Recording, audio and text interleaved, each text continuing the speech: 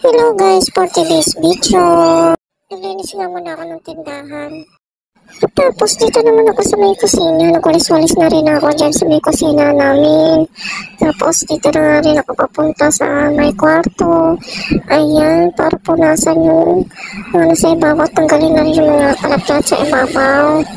Ayan, dito na nga rin ako dito sa labas. Ayan, tapos pinunas-punasan ko na rin yung ibabaw ng TV.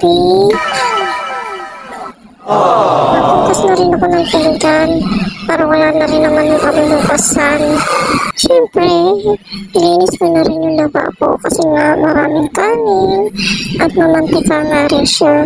Kailangan siyang linisan na may sabon na niyan kuskusan para naman magandang-ganda na lababo ko. Tapos makikita mo, ang daming mga kanin-kanin, kailangan malinis talaga siya. At sa wakas, natapos na rin ako at pumesto na nga rin ako dito sa tindahan para magtinda.